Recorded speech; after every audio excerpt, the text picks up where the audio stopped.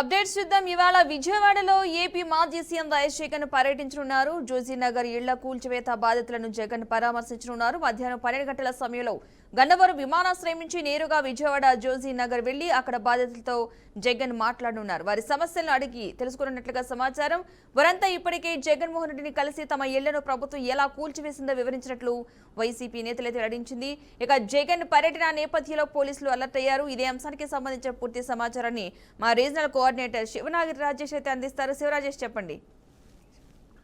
పద్మ ఈ రోజు భవానీపురం జోజీనగర్ లో 42 గృహాలు కూల్చివేత ప్రాంతాన్ని మాజీ ముఖ్యమంత్రి జగన్మోహన్ రెడ్డి పరిశీలించనున్నారు. అయితే ఇప్పటికే జగన్మోహన్ రెడ్డిని 2 దఫాలుగా బాధిత కుటుంబాలు ఏవైతే ఉన్నాయో ఈ బాధిత కుటుంబాలు కలిశారు. అయితే వీళ్ళందరికీ న్యాయం చేస్తాం, ఖచ్చితంగా వీరి తరఫున పోరాటం చేస్తాం అనేసి ఇప్పటికే వైసీపీ నుంచి హామీ ఇచ్చారు. అయితే ఈ హామీ మేరకే అక్కడ ఏం జరిగింది, వాస్తవాలు ఏంటి అనే అంశాలను పరిశీలించడానికి మాజీ ముఖ్యమంత్రి జగన్మోహన్ రెడ్డి ఈ రోజు జోజీనగర్ మధ్యాహ్నం 12:30 గంటలకు వస్తున్నారు. అయితే ఈ నేపథ్యంలో అక్కడ ఏవైనా వివాదమైన ఘటనలు చోటు చేసుకుంటేనే పోలీసులు కూడా ముందస్తుగా గట్టి బందోబస్తు ఏర్పాటు చేశారు. ఇప్పటికే ఇంటెలిజెన్సీ విభాగం నుంచి కూడా పూర్తిగా అక్కడ ఏం పరిస్థితులు ఏమున్నాయి, ఏ విధమైన యాక్టివిటీస్ జరగబోతున్నాయి అనే అంశాలను కూడా పూర్తిగా క్షుణ్ణంగా పరిశీలిస్తున్నారు. ఇది ఏదేమైనప్పటికి కూడా అక్కడ ఉన్న జోజీనగర్ 42 గృహాలు కూల్చివేత విషయంలో సుప్రీంకోర్టు ఆర్డర్ కాపీ ఉండటం, కోర్టు ఆర్డర్ కాపీని ఆధారంగా చేసుకుని రెవెన్యూ అధికారులు కావచ్చు, పోలీస్ యంత్రాంగం కావచ్చు,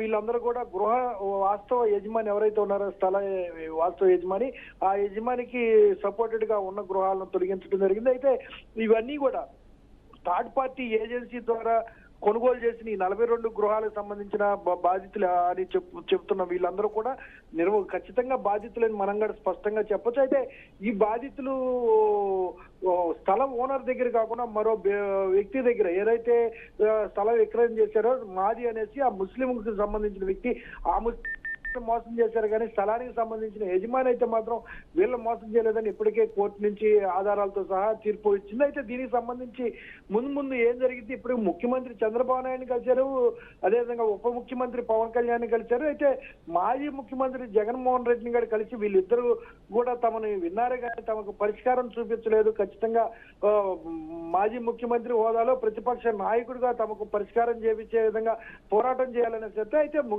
మాజీ ముఖ్యమంత్రి జగన్మోహన్ రెడ్డి ఇప్పటికే అసలుకి అధికారం కోల్పోయిన తర్వాత ఒక్కసారి కూడా అసెంబ్లీలో తన వైసీపీ నుంచి గలం ఇప్పటి పరిస్థితి ఉంది. అయితే వీరి సమస్యను ఏ విధంగా పరిష్కరిస్తారు, ఏ విధంగా వీళ్ళ సమస్యను ప్రభుత్వం దృష్టికి తీసుకెళ్తారు అనే అంశం మీద కూడా విమర్శలు అయితే పెద్ద ఎత్తున వస్తున్నాయి. మాజీ ముఖ్యమంత్రి జగన్మోహన్ రెడ్డి వచ్చి వీటన్నిటిని పరిశీలించినప్పటికీ పెద్ద ప్రయోజనం లేదు. గ్రౌండ్ లెవెల్ రియాలిటీలో చూసుకుంటే స్థల యజమాని ఎవరైతే ఉన్నారో కోర్టు ఇచ్చిన తీర్పుని మాత్రమే ప్రభుత్వం పాటించింది, అధికారులు దాన్ని మాత్రమే ఆధారంగా తీసుకున్నారు.